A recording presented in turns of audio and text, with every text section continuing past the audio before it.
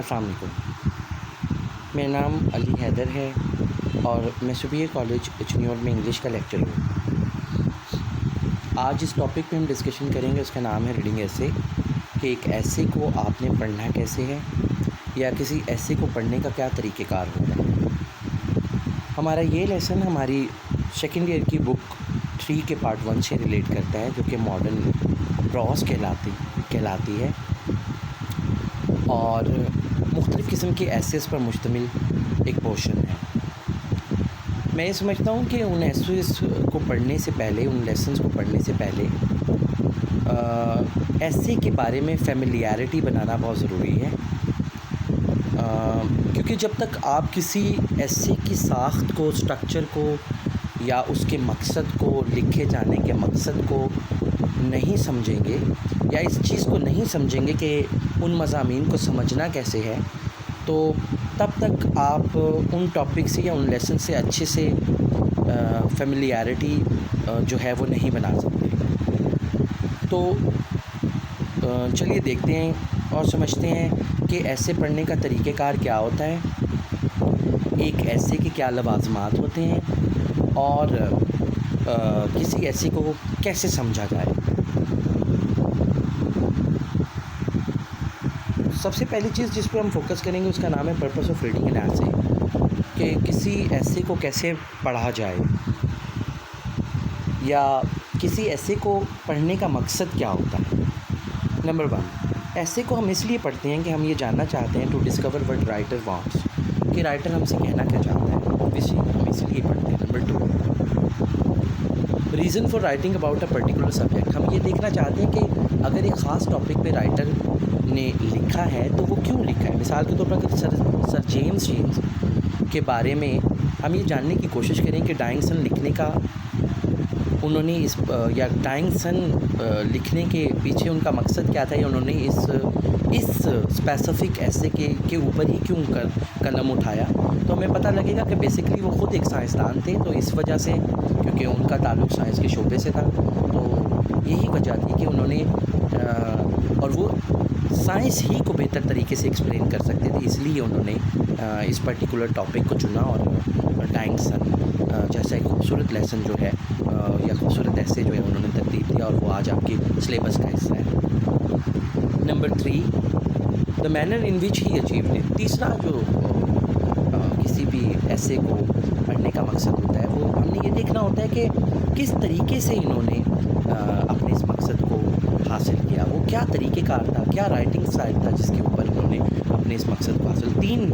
तीन जो हैं बेसिक तरीक़ेकार हैं किसी भी ऐसे के मकसद को समझने के लिए। Number 1, to discover what's writer wants, ये जानना चाहते हैं कि राइटर चाहता क्या था। नंबर 2, हम ये देखना चाहते हैं कि पर्टिकुलर सब्जेक्ट को अगर किसी राइटर ने चुना है तो क्यों चुना। नंबर 3, हम ये देखना चाहते हैं कि उन्होंने किस तरीके से इस चीज़ को अचीव किया। आगे हमने ये देखना है कि किसी ऐसे को समझा कैसे जाए। ऐसे को समझने के कुछ स्पेसिफिक पैरामीटर्स होते हैं। अगर आप उन पैरामीटर्स को अपने सामने रखें तो आप किसी भी ऐसे को, जो कि जैसे कि आपके बुक में भी शामिल है, आप उनको बेहतर तरीके से समझ सकते हैं। और पैरामीटर्स ये हैं कि आप recognition of the main idea, आप सबसे पहले ये देखने की कोशिश करते हैं कि किसी ऐसे का मेन आइडिया क्या है, मेन कहना क्या चाहता है, मेन मकसद क्या है। तो अगर आप सिर्फ डाइंग सन पे फोकस करें तो आपको पता चलेगा कि डाइंग सन जो है वो हमें एवोल्यूशन ऑफ लाइफ के बारे में बताना चाहते हैं, यानी ज़िंदगी का नमू जो हमारी ज़मीन पर हुआ, उसका इर्तिका जो हुआ वो कैसे हुआ, ये हमें बताना चाहते हैं। तो इस पर्पज़ के लिए उन्होंने ये लेसन लिखा। नंबर 2, जिस चीज़ पे हम फोकस करते हैं वो स्पोर्टिंग डिटेल्स, यानी इस मकसद को हासिल करने के लिए लाइक अगर डाइंग सन ज़िंदगी के नमू के बारे में लिखा गया है कैसे है, तो इस मकसद को हासिल करने के लिए जो रेलिवेंट डिटेल हमें उन्होंने प्रोवाइड की हैं उनके ऊपर फोकस करना चाहेंगे, तो हमें ऐसे की बेहतर तरीके से समझ में आ जाएंगे। Number 3, method for developing paragraph, कि अपने पैराग्राफ को हम ये देखना चाहते हैं या ये समझने की कोशिश करते हैं किसी भी ऐसे को समझने के लिए कि इसकी पैराग्राफ की कंस्ट्रक्शंस कैसे हुई है, उन्होंने किस तरीके से, किस लॉजिक के तहत, किस तरीके से उन्होंने मुख्तलिफ़ पैराग्राफ को आपस में क्या किया है, मजबूत किया, जोड़ा है। जब और इन पैराग्राफ को डिवेलप कैसे किया गया है, यानी उन्होंने क्या क्या बातें उसमें की हैं, क्या क्या दलाइल अपने पेश किए हैं। जब हम ये चीज़ें समझ लेते हैं तो ऐसे को समझना आसान हो जाता है। ठीक है। अगर हम इसको दोबारा रिवाइज करें तो मेन आइडिया समझने की कोशिश करते हैं, हम सपोर्टिंग डिटेल्स देखते हैं कि डिटेल क्या प्रोवाइड की गई हैं, और हम देखते हैं कि पैराग्राफ की कंस्ट्रक्शन कैसे हुई है, ये देखने की कोशिश करते हैं। किसी भी ऐसे को समझने के लिए मज़ीद बातें देखते हैं कि हमें क्या किन चीज़ों पे मज़ीद हम फोकस कर सकते हैं। हम वर्क ऑफ अ पर्सनालिटी हम देखने की कोशिश करते हैं कि किस किस्म के शख्स ने इस ऐसे को तरतीब दिया है, how writer sees the world, और ये जानने की कोशिश करते हैं कि राइटर का अपना नुक्ते नज़र क्या है चीज़ों को देखने का, इस दुनिया को, कायनात को देखने का अपना नुक्ता नज़र क्या है। अगर मिसाल के तौर पर सर जेम्स जीन्स की तरफ देखें तो हमें पता लग जाएगा कि वो खुद एक साइंस के आदमी हैं, और उनका नुक्ता नज़र जो है चीज़ों को देखने का वो एक साइंटिफिक नुक्ता नज़र है। तो ये जानने से भी हमें पर्सनैलिटी के बारे में जानने से भी ऐसे को समझने में मदद मिलती है। फिर हम ये देखते हैं कि टेलस राइटर स्टाइल्स, हम राइटर के स्टाइल के बारे में अंदाज़ा लगाने की कोशिश करते हैं कि उसका अपना स्टाइल किस किस्म का है, वो किस किस्म की राइटिंग ज़्यादा करता है, साइंटिफिक करता है, सोशल करता है, या पर्सनल बातों को बयान करता है। फिर हम देखते हैं कि इस पर्पज़ ऑफ राइटिंग, उसने इतना कुछ जो लिख दिया है वो क्यों लिखा है, वो कहना क्या चाहता है। ही वॉन्ट्स टू अम्यूज़ अस, आया कि वो हमें हंसाना चाहता है, कन्विंस अस, हमें किसी बात पे मनाना चाहता है, और गिविंग इन्फॉर्मेशन, या हमें इन्फॉर्मेशन प्रोवाइड कर रहा है। ये चीज़ें जानने से भी हम किसी ऐसे को बेहतर तरीके से समझ सकते हैं। एक और बात जो ऐसे के ज़मरे में इम्पोर्टेंट है वो ये है कि गुड ऐसे बाइंड्स द राइटर, कि अच्छा ऐसे जो है वो लिखारी को, सब्जेक्ट को, उसने जो मजमून चुना है या जो सब्जेक्ट या टॉपिक चुना है उसको, एंड द रीडर, और जो पढ़ने वाला है, कारी है, इन तीनों चीज़ों को आपस में अच्छे से जो कनेक्ट कर देता है। अगर कनेक्टिविटी नहीं बनेगी तो आप ऐसे को नहीं समझ पाएंगे।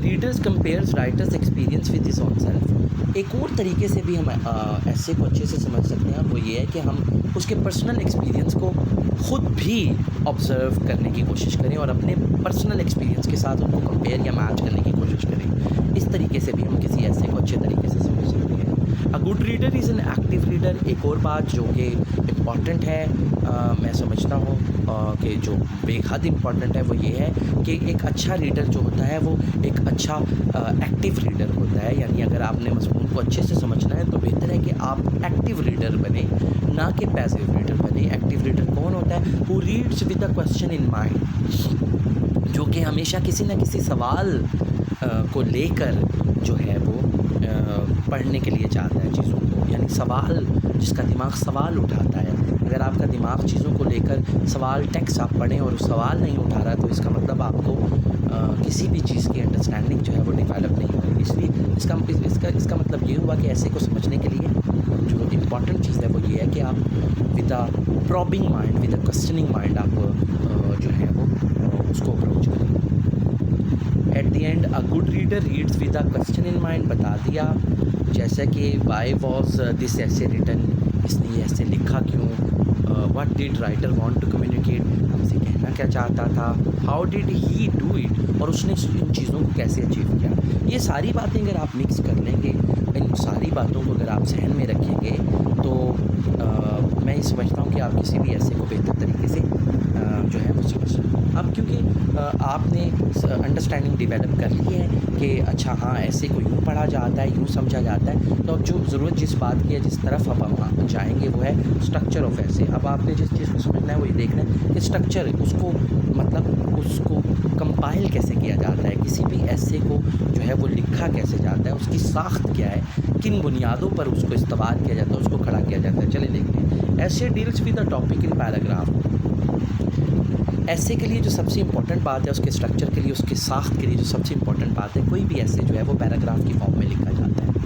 ऐसा नहीं होता कि एक सिंगल पैराग्राफ आप दे देंगे और आप कहेंगे कि ये ऐसे नहीं, ऐसे नहीं होते। ऐसे पैराग्राफ की शक्ल में डिवेलप होते हैं और हर पैराग्राफ में एक अलहदा ही आर्ग्यूमेंट डिवेलप किया जाता है, अलहदा बात की जाती है, मतलब पैराग्राफ पर मुश्तमिल होता है। In essay we use 4 type of paragraph, 4 किस्म के पैराग्राफ ऐसे भी होते हैं। इंट्रोडक्टरी पैराग्राफ जो सबसे शुरू में आता है, जिसमें आप तारुफ करवाते हैं, ठीक है, विच इंट्रोड्यूस सब्जेक्ट। डेवलपमेंटल पैराग्राफ, ऐसे paragraph large part of the essay is made of, जिसमें आप किसी भी थॉट को, किसी भी टॉपिक को डेवलप करने की तरफ जाते हैं और ज़्यादातर पोर्शन जो होता है ऐसे का आपका इसी पर मुश्तमिल होता है। आप उसको डेवलपमेंटल पैराग्राफ या बॉडी ऑफ द एसे या स्ट्रक्चर कहेंगे, डेवलपमेंटल पैराग्राफ बोलते हैं। सबसे पहले इंट्रोडक्टरी, यानी आपने तारुफ करवाया, तारुफ करवाने के बाद जब आप उसको डिटेल देंगे, एक्सप्लेन करेंगे, अपनी बात को आगे बढ़ाते जाएंगे, तो वो जो बॉडी स्ट्रक्चर होगा वही आपका डेवलपमेंटल पैराग्राफ कहलाएंगे।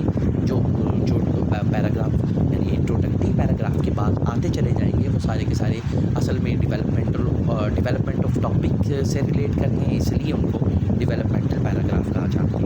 और सारे का सारा ऐसे की बॉडी जो है वो बेसिकली इसी से रिलेट करती है। डेवलपमेंटल पैराग्राफ फिर किस तरीके से डेवलप किए जाते हैं, उनकी क्या एग्ज़ाम होते हैं, ये बहुत ज़रूरी है। डेवलपमेंटल पैराग्राफ मुख्तलिफ़ किस्म के होते हैं, जिस तरह फैक्ट्स एंड डिटेल्स आप उसमें देते हैं। जिस तरह मिसाल के तौर पर सारा का सारा डाइंगसन जो है वो फैक्ट्स एंड डिटेल्स पे है, मतलब वो आपको फैक्ट्स बताता है कि कायनात बहुत वसी है, फिर वो उसकी डिटेल देता है। इसी तरह कंपेयर एंड कंट्रास्ट, मुख्तलिफ़ किस्म की कंपेयर एंड कंट्रास्ट की मेथडोलॉजी अडॉप्ट की जाती है। लाइक अगर सिर्फ आप डाइंगसन पे फोकस करें तो पहले पैराग्राफ में ही वो कंपेयर एंड कंट्रास्ट की जो है मेथड को अडॉप्ट कर लेता है, जिसमें वो अपने पैराग्राफ को इस तरह से डेवलप करता है कि वो दो चीज़ों का मुआवजा करता है, जिसमें वो बताता है कि कायनात बहुत वसी है, सितारे बहुत बड़े हैं, इतने बड़े हैं कि हमारी ज़मीन उसके मुकाबले में ऐसे ही है कि जैसे रेत का एक ज़र्रा, it's just like a dot. वो ये बताना चाहते हैं कि हमारी ज़मीन जो है वो बहुत छोटी है इस कायनात के मुकाबले में, उसकी कोई हैसियत वक़्त नहीं है। तो ये कंपेयर एंड कंट्रास्ट का मेथड है, जिसके थ्रू आप पैराग्राफ को डेवलप करेंगे, और उन्होंने भी किया।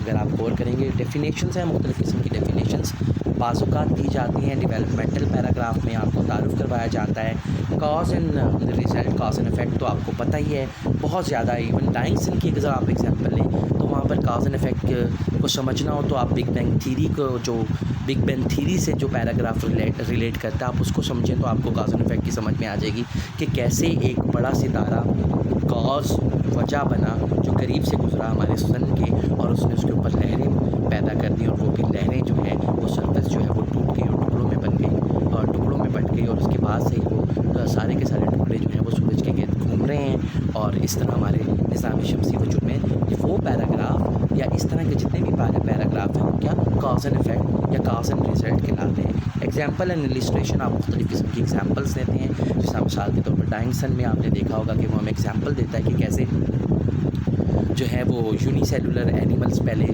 स्पीशीज़ जनरेट हुए, उसके बाद ज़िंदगी कॉम्प्लेक्स से कॉम्प्लेक्स होती गई। फिर वो हमें एग्जांपल्स देता है कॉम्प्लेक्स होने की, कैसे कॉम्प्लेक्स हुई कि हम सोचते हैं, हम फीलिंग्स, आज के जो मौजूदा जानदार हैं उनकी स्पेसिफिक फीलिंग्स हैं, उनकी एम्बिशंस हैं, वो एक रिलीजन रखते हैं, ठीक है, और उनकी एक सेंस ऑफ ब्यूटी है।